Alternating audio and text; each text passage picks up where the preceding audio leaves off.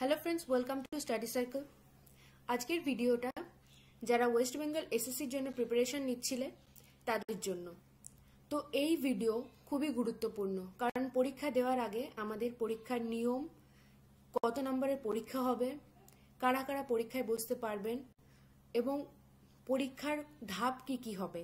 প্রথমে এক্সাম হবে, written exam, তারপরে ইন্টারভিউ হবে, সেখানে কত মার্কস থাকবে, রিটেন এক্সাম কত মার্কসের হবে, ইন্টারভিউয়ের পরের স্টেপ কি হবে, কত দিনের মধ্যে পরীক্ষা হবে, এই জিনিসগুলো আমাদের কিন্তু জানা দরকার। তো তার জন্য 29 তারিখে একটা কলকাতা গ্যাজেটে এসএসসি সম্পর্কে কিছু জিনিস বের হয়েছিল। তো সেটাকে আমরা আগে জানবো যে গ্যাজেটে কি কি বলা হয়েছে। তারপরে যে এসএসসি নোটিফিকেশন সেটা আমাদের ফলো করতে হবে, সেখানে রুল রেগুলেশন কি আছে, কবে থেকে ফর্ম ফিল আপ স্টার্ট হচ্ছে, কবে শেষ হবে, আমরা কি করব, কত ভ্যাকেন্সি রয়েছে, সেই জিনিসটাও আমরা দেখব। তো এই কলকাতা গ্যাজেটে আমরা মেনলি দেখব যে কোন কোন পরীক্ষার কথা বলা হয়েছে। তো the government of West Bengal school education department secondary branch, Bikash Bhavan, Salt Lake, Kolkata. তো এই যে কলকাতা গ্যাজেট, এটা সব পরীক্ষার আগে একবার করে প্রকাশ হয় এই কলকাতা গ্যাজেটে, যে কোন পরীক্ষাটা কি রকম ভাবে নেওয়া হবে, রুলস কি আছে, তো আর কত নাম্বারের পরীক্ষা নেওয়া হবে, এগুলো বলা থাকে। কিন্তু আমি এটার জন্য এটা খুলছি যে কলকাতা গ্যাজেটটা পুরো দেখছি, কারণ আমাদের দরকার পরীক্ষা দেওয়ার আগে পরীক্ষার সিলেবাস, যেটা এখনো পর্যন্ত আমরা কোথাও দেখতে পেলাম না। যখনই পরীক্ষা হোক না কেন, যদি পুরনো সিলেবাসেও পরীক্ষা নেওয়া হয় তাহলেও কিন্তু সেই সিলেবাসটা দেওয়া থাকে। তো সিলেবাসটা কতদিনে আসবে সেটা আমাদেরকে লক্ষ্য রাখতে হবে। তো এই কলকাতা গ্যাজেটের সিলেবাস সম্পর্কে কিছু বলেছে কিনা সেটাও আমরা একবার স্ক্রল করে দেখে নেব।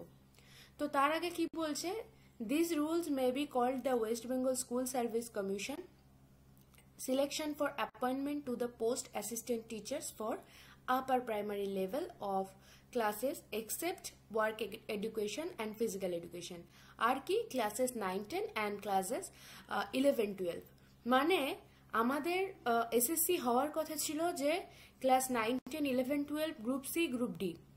কিন্তু এখন আমরা আপার প্রাইমারির কথাটা কয়েকদিন আগে বারবার ইউটিউব ভিডিওতে দেখছিলাম যে আপার প্রাইমারি হবে, হতে চলেছে।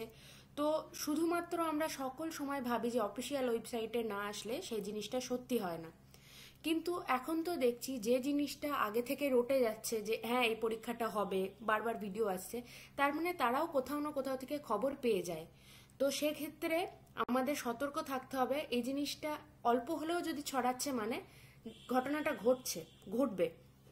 তো আপার প্রাইমারির ব্যাপারটা কিন্তু হঠাৎ করে এইভাবে বেরিয়ে যাবে বুঝতে পারিনি। তো এখানে আমরা বলবো যে আপার প্রাইমারির জন্য যারা প্রিপারেশন নিচ্ছিলেন না, সবাই এসএসসির জন্যই বসেছিল, প্রাইমারি হবে বলে কোনো আশা ছিল না, কিন্তু হঠাৎ করে আপার প্রাইমারি হবে। তো আপার প্রাইমারির জন্য আমি সকলকে বলবো, এখানে আপার প্রাইমারি কবে হবে, কোন ডেট দিয়েছে সেটাও কিন্তু কোথাও বলা নেই, কিন্তু ক্লাস 9-10, 11-12টার কথা বলা আছে। তবুও কবে হবে, হুট করে নোটিফিকেশন আপার প্রাইমারির জন্য আলাদা বের করে দিতে পারে, সেটা আমাদের লক্ষ্য রাখতে হবে। এরপরে দেখি আমরা আরো কি বলছে, কোন ক্লাসের জন্য কি রুলস আছে সেটা আমরা দেখব আগে। এখানে যেগুলো আছে অ্যাক্ট, বিভিন্ন রকম নিয়ম কানুন সম্পর্কে বলা আছে। আর এখানে একটা জায়গা দেখব যে name of the post, qualification, age and disqualification. The name of the post হচ্ছে assistant teacher, scale pay as per existing state government norms, এগুলো আমরা এখন বুঝতে পারবো না। এজ লিমিট হচ্ছে মিনিমাম 21 বছর এবং ম্যাক্সিমাম 40 বছর, as on 1 January of the year of advertisement.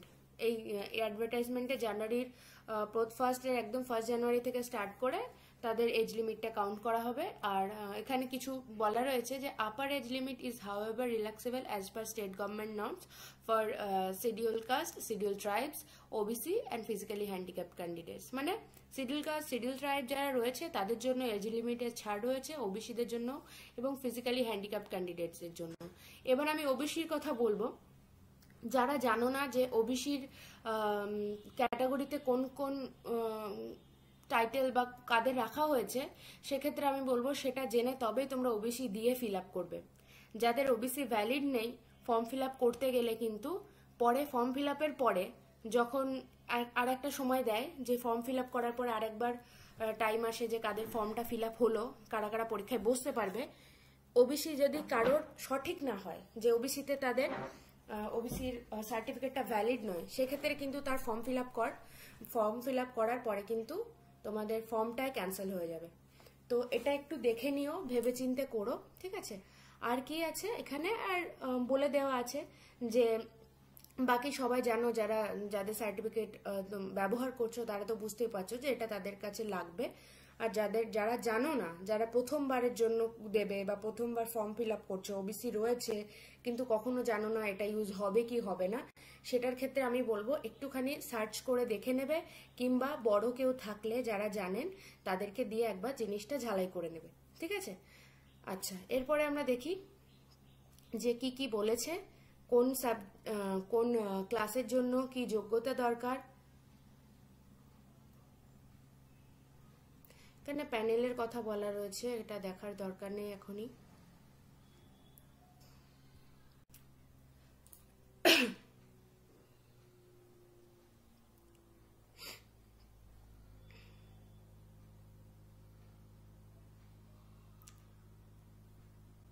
এই যে এখানে চলে এসছে education qualification including professional qualification for selection of assistant teacher.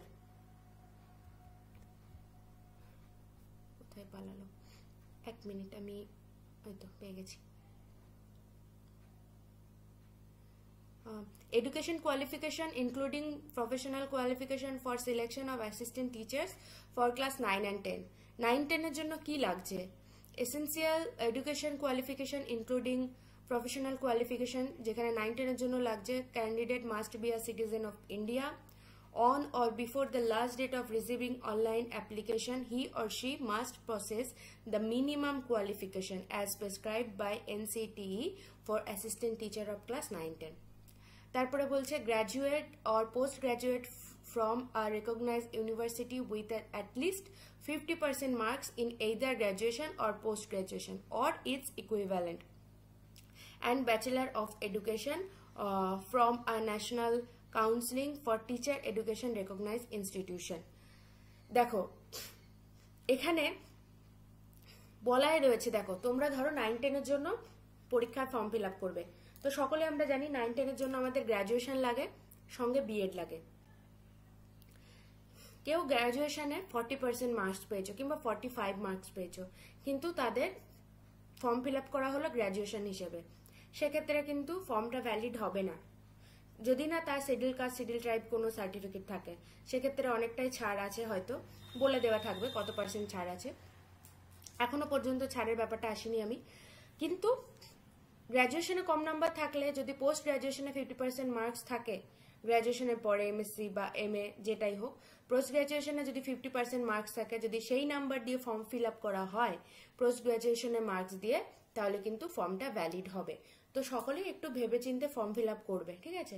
তাড়াহুড়ো করে গ্র্যাজুয়েশন আছে, গ্র্যাজুয়েশনের কোয়ালিফিকেশনে গ্র্যাজুয়েশন লাগবে বলে গ্র্যাজুয়েশনের নাম্বারটা দিয়ে হবে না বলে ঘাবড়ে যাবে না, ঠিক আছে।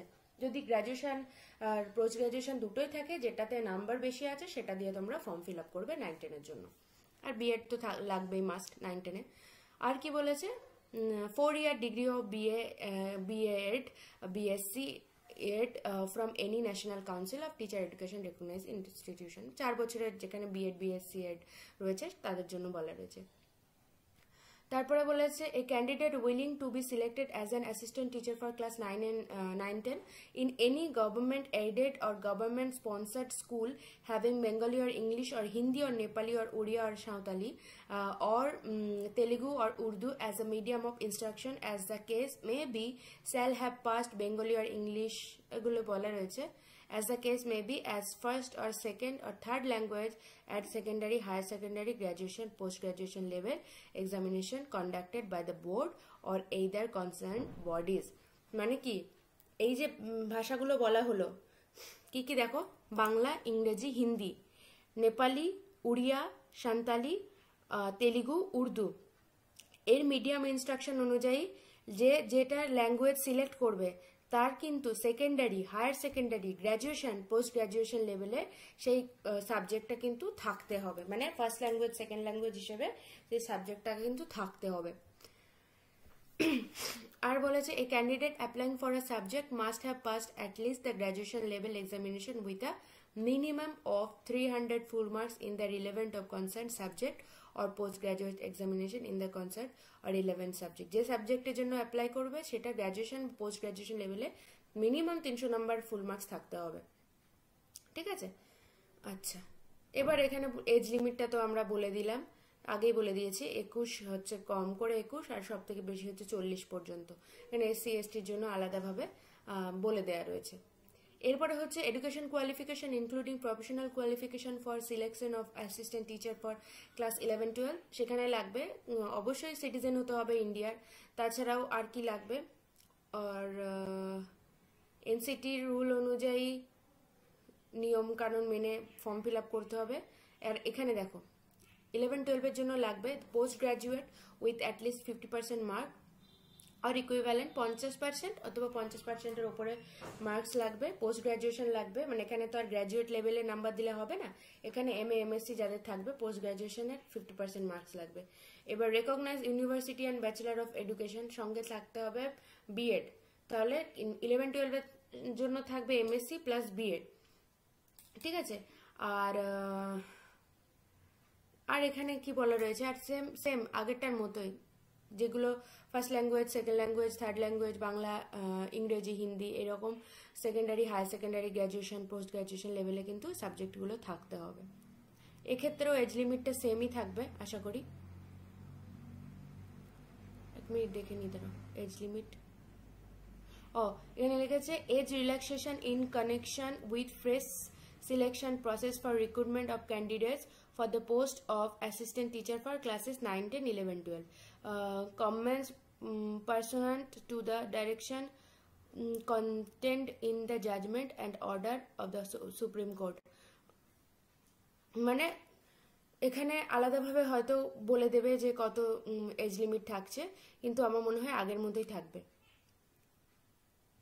আচ্ছা, এখানে বলেছে education qualification including professional qualification for selection of assistant teacher for upper primary class. এইবার দেখো প্রাইমারি 9, 10, 11, 12 তো গেল, এবার আপার প্রাইমারি লেভেলের জন্য কি কি কোয়ালিফিকেশন লাগছে। আপার প্রাইমারির জন্য হতে হবে অবশ্যই সিটিজেন অফ ইন্ডিয়া হতে হবে, মাস্ট বি। তারপরে 21 থেকে 40 বছর এজ লিমিট হতে হবে। তারপরে অন আ বিফোর লাস্ট, এগুলো তো সেম। আর কি, pass in teacher eligibility test to be conducted by the appropriate state government in accordance with the guidelines framed by the NCT for purpose। মানে এখানে কি বলেছে, প্রথমে একটা টেট হবে, আপার প্রাইমারি টেট পরীক্ষা, মানে আপার প্রাইমারি যে এক্সাম হবে, আপার প্রাইমারি মনে হচ্ছে দুটো ধাপে হবে। প্রথমে একটা টেট হবে যেখানে কিন্তু টেটটা পাস করতে হবে, তারপরে যেটা গাইডলাইন এনসিটি গাইডলাইন দেবে সেই অনুযায়ী কিন্তু পরের স্টেপটাই যাবে। আর কি, আর এখানে সেম যেটা আছে first language second language third language হিসেবে তোমার সেকেন্ডারি হায়ার সেকেন্ডারিতে থাকতে হবে সাবজেক্ট, বাকি সেম। আচ্ছা, এরপরে এখানে কিছু বলা রয়েছে selection of the post assistant teacher for class 9, 10 shall be made on the basis of the marks of, মানে মার্ক অবটেন কি হবে, রিটেন এক্সামিনেশন কত নম্বরের হবে, যেটা আমরা বলছিলাম। এই অসুবিধাটা খুব হয়, বারবার স্কিপ হয়ে যায় জিনিসগুলো, কোথা থেকে কোথায় চলে যাচ্ছে। পেয়ে গেছি। তো রিটেন এক্সাম হবে তোমাদের 60 মার্কসের, ঠিক আছে।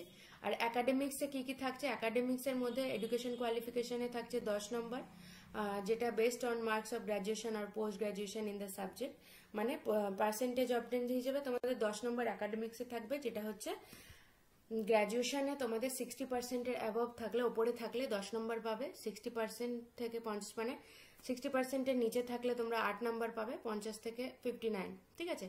আর 50%-এর নিচে থাকলে 6 নম্বর পাবে। তারপরে এখানে আছে প্রায়র টিচিং এক্সপিরিয়েন্স, টিচিং এক্সপিরিয়েন্সের জন্য 10 নম্বর এখানে দিয়েছে আলাদা করে, যেটা secondary level in a government aided or government sponsored school calculated on the basis of 2 marks for each year of service in a substantive post. মানে এখানে দেখো এই টিচিং এক্সপিরিয়েন্সটা কিরকম ভাবে দিয়ে দিয়েছে 10 নম্বরের, যাদের মানে টিচিং এক্সপিরিয়েন্স রয়েছে তারা প্রত্যেক বছর মানে প্রত্যেক বছরের উপর ডিপেন্ড করে 2 নম্বর করে পাবে। কেউ যদি 5 বছর টিচিং এক্সপিরিয়েন্স থাকে কারোর, তাহলে সে 10 নম্বর পেয়ে যাবে। কেউ যদি কারোর যদি 2 বছরের টিচিং এক্সপিরিয়েন্স থাকে তাহলে সে পাবে 4 নম্বর। তো এরকম করে প্রত্যেক বছরে 2 নম্বর করে টিচিং এক্সপিরিয়েন্স লাগবে। তো এটা নতুনরা আশা করি কেউ পাচ্ছ না এই নাম্বারটা। এটা পুরনো যে ক্যান্ডিডেট রয়েছে যাদেরকে বাদ দেওয়া হলো তাদের মধ্যে এই 10 নম্বরটা সবাই পেয়ে এগিয়ে যাবে। আর ওরাল ইন্টারভিউয়ের ক্ষেত্রে 10 নম্বর থাকছে, যেটা সকলের জন্য 10 নম্বর থাকবে। লেকচার ডেমনস্ট্রেশন হবে 10 নম্বরে। Appearance before the interview boarding compulsory, এই দুটো তো অবশ্যই কম্পালসারি। তাহলে এখানে টোটাল নাম্বার আমরা পেলাম 10 10 করে 20 আর 30, আর তোমাদের একাডেমিক্সের 10 40 আর 60, টোটাল 100 নম্বরের পরীক্ষা। 11-12 এর ক্ষেত্রে রিটার্ন এক্সামিনেশন 60, একাডেমিক্সের ক্ষেত্রেও সেম রয়েছে। আর টিচিং এক্সপিরিয়েন্সের জন্য 10 রয়েছে, same. 11-12 same question, same pattern, same তোমাদের পরীক্ষা হচ্ছে 100 নম্বর 11-12 ক্ষেত্রেও। আপার প্রাইমারি ক্ষেত্রেও কত নম্বর বলেছে? আপার প্রাইমারি ক্ষেত্রে এখানে একটা বলেছে selection to the post teacher upper primary level of class shall be made on the basis of the mark obtained on academic score. প্রথমে টেট ওয়েটেজ রয়েছে, marks in written examination and marks in oral interview, marks for lecture demonstration and marks for prior teaching experience to be determined by the central commission in the following manner. academic score রয়েছে 10 নম্বরে, TET weightage রয়েছে 40 marks, are written examination হবে 25 মার্কসের, oral interview হবে 15 মার্কসের, আর lecture demonstration হবে 5 নম্বরের। এই টেটের যে নাম্বারটা এটা কিন্তু তোমাদের বোধহয় 150 নম্বরের টেট হবে, সেখান থেকে 40 করা হবে। আর রিটেন এক্সামিনেশন তারপরে আবার হবে, যেটা 25 নম্বরের থাকবে, যার যেটা সাবজেক্ট হয়তো তার উপর বেস করে রিটেন এক্সামিনেশন হবে। আর একাডেমিক স্কোর তো বললাম 10 নম্বরের, আর ওরাল ইন্টারভিউ হবে 15 নম্বরের, লেকচারাল ডেমনস্ট্রেশন 5 নম্বরের, আর টিচিং এক্সপিরিয়েন্স আপার প্রাইমারির জন্য 5 নম্বর দিয়েছে, যেখানে প্রত্যেক বছরের জন্য 1 নম্বর। এই হচ্ছে তোমাদের মানে কোন পরীক্ষায় কত নম্বরে হচ্ছে, কি নাম্বার ডিভিশন রয়েছে, এর উপরে ডিপেন্ড করবে তোমাদের কার কোথায় নাম থাকবে, কত নম্বর প্যানেলে কোথায় থাকবে নাম, আগে পরে এই জিনিসগুলো তোমাদের ডিপেন্ড করবে। এই গ্যাজেটে এটাই লেখা আছে। আমাদের যে নোটিশটা দিয়েছে আমরা সেটাও দেখব নেক্সট ভিডিওতে। তো এখান থেকে আমরা এটা তো বুঝতে পারলাম, কিন্তু এরপরে আমি এই ভিডিওটা আর কন্টিনিউ করছি না, আমি অন্য আর একটা ভিডিওতে তোমাদের যে নোটিশটা দিয়েছে সেটা আমি বলছি, যে কবে পরীক্ষা হবে, পরীক্ষার পরে কি স্টেপ হবে, পরীক্ষার পরেই রেজাল্ট হবে, ইন্টারভিউ হবে, কি হবে সব তো বলবে। আর দেখতে হবে যে সিলেবাসটা সেখানে দেওয়া আছে কিনা। ঠিক আছে, আজকে ভিডিও এখানেই শেষ করছি। অবশ্যই চ্যানেলটাকে সাবস্ক্রাইব করবে। আর বিশেষ করে লাইফ সায়েন্সের জন্য আমি তোমাদের 9, 10, 11, 12 লাইফ সায়েন্সের জন্য আমি ভিডিও দেব। তো তোমরা এসএসসির জন্য যে লাইফ সায়েন্স যাদের সাবজেক্ট তাদের জন্য আমি ভিডিও রেডি করছি। তো আমি তাদের জন্য কোয়েশ্চেন অনুযায়ী ভিডিও দিয়ে দেব, প্রত্যেকটা পুরনো সিলেবাসের উপর ডিপেন্ড করে কিন্তু এখন আমি তোমাদের জন্য ভিডিও বানাচ্ছি। কিন্তু যদি সিলেবাস দেয়, আবার নতুন করে কোনো সিলেবাস আসে, তাহলে আমি তখন আবার তোমাদের আলাদাভাবে পড়িয়ে দেবো, কোনো চিন্তা নেই। এবার সিলেবাস যদি চেঞ্জও হয়, অনেক টপিক তো আর আলাদাভাবে চেঞ্জ হয়ে যাবে না, তাই না? তো তোমরা ভিডিওগুলো ফলো করবে, আর ভিডিও ভালো লাগলে কমেন্ট করবে, অনেক অনেক বেশি করে শেয়ার করো যাতে চ্যানেলটা গ্রো করে। কারণ সরকারের এই অবস্থা আমাদের সকলের জন্য খুবই গুরুত্বপূর্ণ, সকলের কাছে এই খবর পৌঁছায় না ঠিকঠাকভাবে। যারা টিচারের জন্য বারবার অ্যাপ্লাই করছে, যারা টিচার হতে চায়, তাদের স্বপ্ন একেবারে ভেঙে চুরে চুরমার হয়ে যাচ্ছে। তো তাদের কাছে এখন এই ইউটিউবই ভরসা, ইউটিউব ছাড়া তাদের কাছে আর কোনো রাস্তা নেই। তো চেষ্টা করো যদি পরীক্ষায় বসতে পারো, তোমরা সকলে যারা পরীক্ষায় বসবে তারা ভিডিওগুলো দেখো, আর চেষ্টা করো যেন এক্সাম একদম ভালোভাবে এক্সাম ক্র্যাক করে পাশ করে পরীক্ষায় প্রত্যেকটা ভ্যাকেন্সি যেন ফিল আপ হয়, কোনো ভ্যাকেন্সি যেন ফাঁকা না থাকে, আর সরকার যেন কোনো রকমভাবে সুযোগ না পায় যে কোনো ভ্যাকেন্সিই নেই, কোনো পরীক্ষায় দরকার নেই, এই জিনিসটা যেন না হয়। ঠিক আছে, তো সকলে চেষ্টা করবে যেন ভালোভাবে পরীক্ষা দিয়ে পাশ করে একদম নিজের জায়গাটাকে ছিনিয়ে নেওয়া। আজকে ভিডিও এখানেই শেষ করছি। Thank you.